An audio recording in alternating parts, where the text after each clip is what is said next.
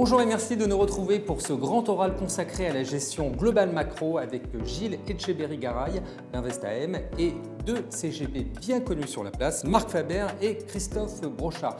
Mais je ne vous en dis pas plus, on se retrouve tout de suite pour la première partie de notre émission.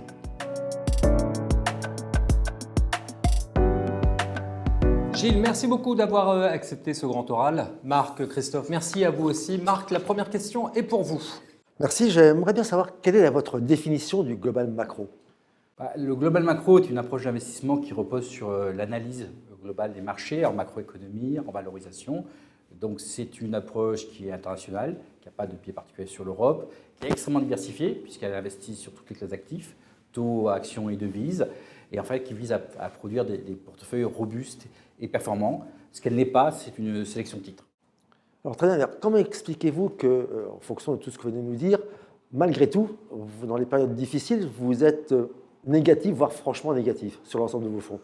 En tout cas, depuis le début de l'année, vous êtes franchement négatif. Je ne suis pas tout à fait d'accord, puisque le fonds prudent est à moins 1% hier soir, le fonds équilibre à moins 4%. Je dirais qu'on a été longtemps positif cette année. Malheureusement, le mois d'avril a été compliqué pour une raison très simple, c'est que tout a baissé. C'est quand même difficile d'investir quand la seule chose qui monte, c'est le dollar US. Après, on a commencé à prendre des paris. On ne peut pas tout mettre en cash US, malheureusement. Il y a des réglementations également. Et je dirais qu'on a accepté de baisser un peu ce mois d'avril parce qu'on s'est positionné sur deux actifs qui ont continué malheureusement de baisser, mais qui sont proches du rebond sur nous. Les taux longs US et même les actions, puisqu'on a acheté assez massivement du Nasdaq, des biotech, des choses qui avaient baissé de plus de 25% depuis le début d'année. On a commencé à acheter au mois d'avril. Donc on a continué un peu à baisser, mais là je pense que le rebond est enclenché. Donc c'est une situation qui va, j'espère, n'être que très temporaire. Dans votre méthode, quelle est la part que joue l'analyse graphique dans la sélection des fonds ou des dérivés? Alors, on est avant tout fondamentaliste. La valorisation et la finance comportementale jouent un rôle également très important, puisqu'on aime acheter ce qui n'est pas cher et on aime acheter ce que les gens n'aiment pas et qui vont acheter prochainement. Ça, c'est vraiment les trois piliers de l'analyse. Après, l'analyse technique peut jouer à la marge sur des... On utilise beaucoup de futurs pour faire de la couverture. Et dans ce cas-là, effectivement, c'est une chose qui joue à court terme. Voilà. C'est plus technique, tout à fait. C'est plus technique et c'est plus pour de l'intervention, je dirais, ponctuelle, en disant on veut racheter. Par exemple, on a essayé d'acheter du Nasdaq la semaine dernière, donc on essaie de trouver des bons points par rapport à un peu d'analyse technique. Mais fondamentalement, enfin, on est plutôt des fondamentalistes, à la fois sur les variables économiques, sur les valorisations et sur le positionnement et la psychologie des acheteurs, ce qui est plus différenciant par rapport aux autres intervenants. Tout à fait. Alors, vous nous dites que vous êtes multi-marché, multi-produit, multi-zone géographique. Alors, moi, j'ai une question, même deux questions, parce qu'en définitive, on n'a pas tous la science infuse. Donc, comment faites-vous pour jongler avec l'ensemble de ces marchés, l'ensemble de ces zones? Vous êtes combien dans l'équipe pour travailler? Alors, nous sommes 6, mais je dirais qu'on a fait un choix très affirmé. C'est-à-dire qu'on a fait un choix de ne faire que de la macro et que de l'allocation d'actifs. Et donc, effectivement, on se décharge de toute la sélection de titres qui occupe beaucoup d'équipes en faisant soit des ETF, soit des fonds. Et d'autre part, on achète aussi, il faut être curieux et pas hésiter à se challenger. Et comment est-ce qu'on se challenge? C'est en achetant beaucoup de recherche externe. Et donc, nous sommes abonnés, alors essentiellement anglo-saxonne, mais nous sommes abonnés à Alpine, Pertrap, on lit entre une dizaine et une quinzaine de reports d'analyse indépendante, ce qui est très important, d'allocation d'actifs essentiellement produits par des auteurs anglo-saxons, qui soient anglais, canadiens ou américains. J'aurais envie de compléter la question. 6, ça suffit aujourd'hui pour faire de la gestion monde? Pour faire de l'allocation d'actifs, oui. Puisque l'allocation d'actifs, c'est des choix qui sont forts à l'obligation. Pour tous ceux qui nous écoutent dans les grosses sociétés de gestion, si, c'est mauvais signal quand même. Le cœur 45 à gérer. Oui, mais parce que vous faites de section titres. Quand vous devez savoir aller voir Renault, Peugeot, LVMH le même jour, vous avez des analyses, vous avez plein de monde. Quand il s'agit de savoir ce que fait la Fédérale Réserve, il n'y a pas besoin d'être plus de deux pour savoir anticiper correctement. Quand il s'agit d'anticiper la guerre en URSS, en Russie, parle de URSS. Mais bon, nostalgique Poutine, c'est pas voilà. Deux, ça suffit. Si on a les bonnes informations, je veux dire, il faut avoir aussi créé un réseau d'information et de gestion d'information, je dirais mondial, pour faire ça. J'aimerais être taquin dans ces cas-là. Déjà 2, c'est déjà pas mal. Donc, qui tranche? Personne. Enfin, je pense qu'on se connaît suffisamment pour arriver à un consensus. À deux, je veux dire, plus le nombre est grand, soit vous avez quelqu'un qui tranche, soit vous faites de l'eau tiède. Là, deux principaux, on arrive à se comprendre et à voir chacun à sa dominante. Voilà. Moi, je pensais que c'était vous qui tranchiez, mais c'est pas grave. Tout à Non, fait. mais Christophe, c'est à vous. Et donc, dans votre méthode, on a bien compris, hein, vous travaillez, vous déléguez entre guillemets la sélection de titres à des sélectionneurs de fonds ou à des gérants de ETF. fonds, pardon, pas des sélectionneurs de fonds, des gérants Ou de des fonds ETF. ou des ETF, tout à fait. Qui ont été une révolution extrêmement favorable pour notre façon de travailler. Et justement, ma question est la suivante. Lorsque vous souhaitez investir sur un marché, qu'est-ce qui fait que vous préférez investir via un ETF, un futur ou un dérivé, ou via une gestion de fonds, un fonds d'investissement, une gestion active? C'est une très bonne question. Il y a deux choses. Un, il y a l'horizon. Quelque part, si c'est très court, on fait du futur. Si c'est moyennement court, on ne fait pas faire l'UTF. Et comme on respecte le travail du gérant, moi ça fait 30 ans que je fais de la gestion, je respecte le travail du gérant, on essaie de s'investir à 6 mois sur les fonds. Ça, c'est le premier point. Le deuxième critère entre ETF et fonds, c'est la liquidité du sous-jacent. Parce que les accidents ont toujours été qu'on a rendu liquide l'illiquide. Et il y a des ETF, en particulier sur tout ce qui est dette d'entreprise, dette émergente, qui ont parfois le même défaut qu'on a vu sur plein d'autres choses, les mortgage-back, tout ça, les fameux subprimes et tout ça, de rendre les liquides liquides. Et nous, on se méfie de ça. Donc, dès que le sous-jacent est illiquide, on préfère les fonds aux ETF. Mais est-ce que vous pensez que sur une longue période, ce process de gestion qui mixe à la fois des ETF pour éventuellement des parties dynamiques et des fonds pour des tensions plus longues, en tout cas 6 mois, voilà, est-ce que votre gestion a tendance à plutôt battre des gestions passives équilibrées Oui. 20 secondes pour conclure. Ouais. Sur les gestions passives équilibrées, oui. Mais après, quel est le benchmark, quelque chose comme ça. Mais globalement, oui, on a vu. Non, mais la question est simple, vous battez un ETF sur longue période ou pas? Il n'y a pas d'ETF diversifié. Oui, tout à fait, tout à fait. Donc, je ne peux pas battre quelqu'un qui n'existe pas. C'est plus simple, c'est beaucoup plus simple. Très bien. Gilles, merci beaucoup. On va marquer une courte pause, on se retrouve tout de suite pour la deuxième partie de l'émission.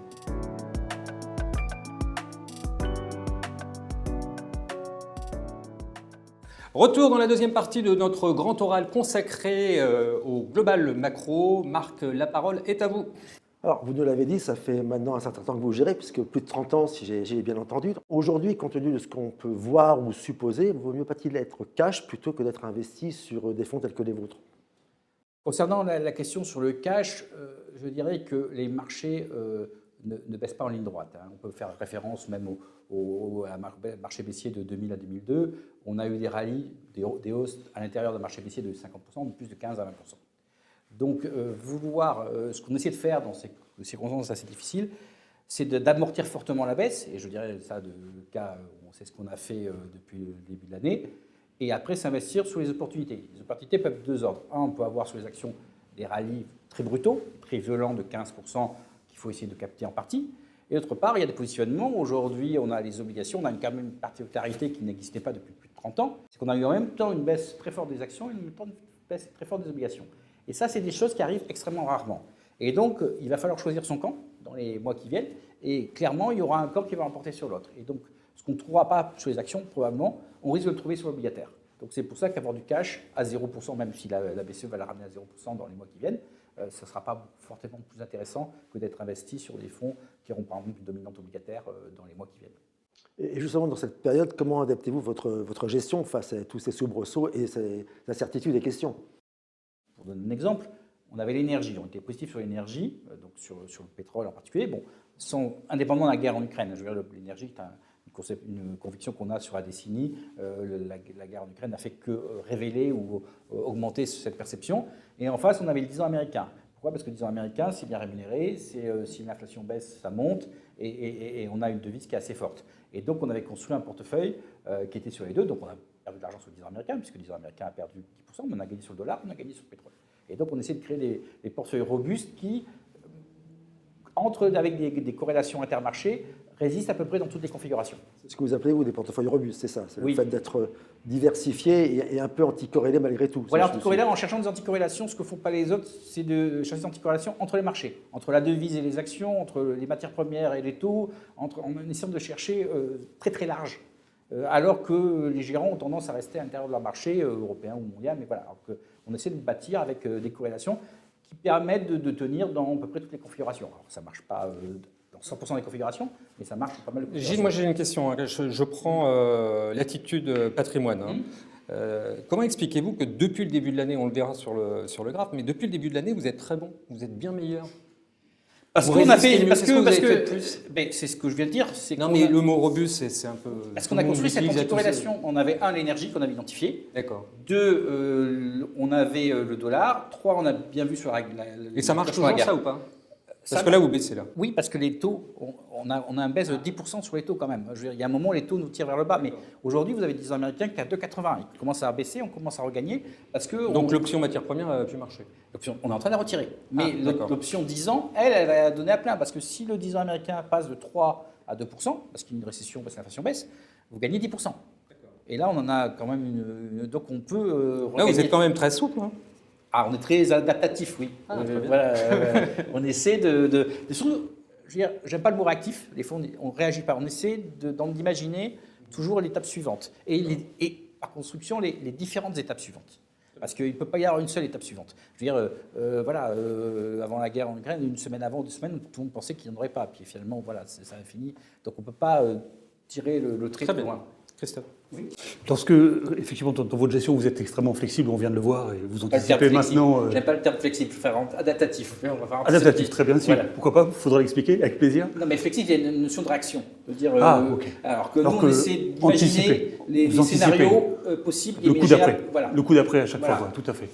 Lorsque vous souhaitez ne pas investir, c'est une question un petit peu générale, mais importante aujourd'hui dans les situations de taux réel négatif, lorsque vous souhaitez sécuriser vos portefeuilles, comment vous faites?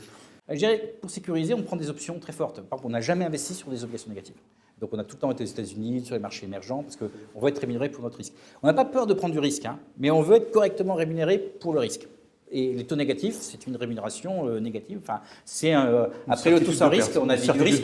On avait du risque sans taux. Enfin, voilà. Donc et ça, on n'en veut pas. Et après, on n'hésite pas à faire du short, à couvrir, à faire du short, et donc à faire de. Bon, sur l'Europe, on n'était pas présente, et même on a été négatif jusqu'à peu, donc avec plus de couverture que d'exposition, et inversement. Voilà, sur les États-Unis. Donc c'est en couvrant, c'est avec des expositions, des constructions de portefeuille long short, c'est ça Oui. en gros À l'interne. Alors, vous on couvrez. n'est jamais short globalement. On est toujours D'accord. exposé long, mais par contre, on n'hésite pas à faire des constructions long short à l'intérieur des portefeuilles. Vous êtes bon en couverture? Comment Est-ce que vous êtes bon en couverture? Bon, c'est définir bon, mais je dirais sur les devises. Non, mais globalement, sur la balance, vous êtes. Oui, sur les devises, ça va. Je dirais qu'on a tendance à être un poil trop prudent. C'est-à-dire que c'est une mode qui fait effectivement, on laisse toujours un peu sur la table. On n'arrive jamais Parce à qu'il être- faut un bon technicien pour faire les couvertures, parce qu'on en Ouais. parle comme ça facilement, comme si Voilà. c'était facile. Non, mais il faut un je bon dirais technicien pour gérer. on est en défense, c'est plutôt bon. En expo, des fois, on sort un peu trop vite. Mais ça c'est toujours le défaut de la maison, d'être dans des périodes d'euphorie, toujours sortir un peu avant, voilà, un peu trop tôt. Oui. Justement, si on parlait de devises aujourd'hui, qu'est-ce que vous pensez du dollar? Puisqu'en fin de compte, le dollar est très très fort par rapport à l'ensemble de toutes les Le devises. dollar, je veux dire, le dollar va rester fort jusqu'à ce que la Fed lâche.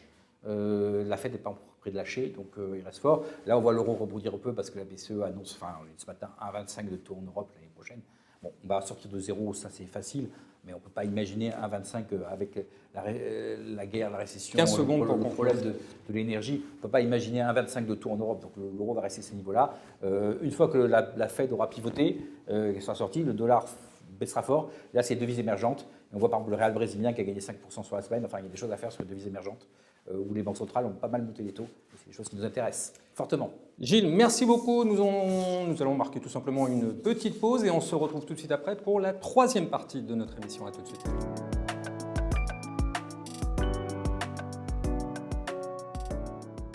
Et on revient dans la troisième partie de notre grand oral consacré à la gestion globale macro. Et tout de suite, la parole à vous, Marc.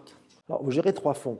Dans ces 3 fonds, c'est 3 fois les mêmes valeurs avec des pondérations différentes ou c'est 3 fonds totalement différents? C'est une gestion homothétique. Donc effectivement, c'est les mêmes idées avec des pondérations différentes.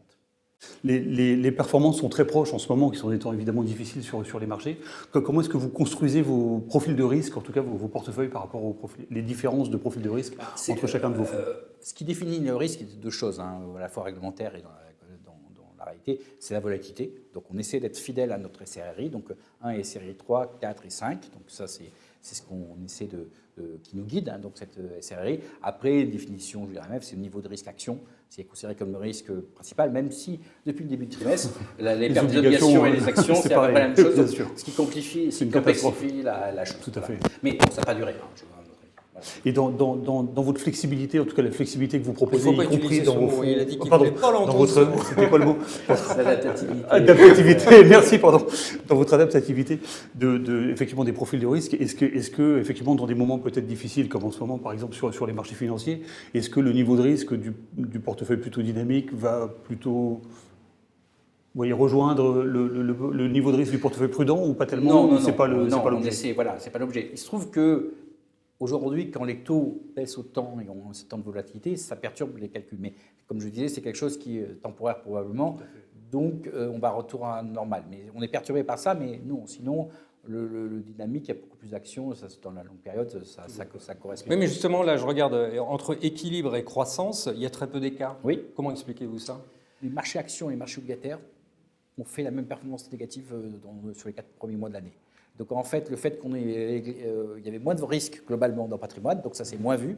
Mais derrière, la partie obligataire qui était censée freiner dans équilibre n'a pas autant freiné, enfin elle a même contribué à la perte autant que croissance. Oui, d'accord. Ça veut dire avoir 100% d'actions ou un mix 50% oblique, 50% actions, c'est la même chose en termes de performance à l'arrivée parce que les deux sont à moins 10 ou à moins 8, voilà, c'est ça.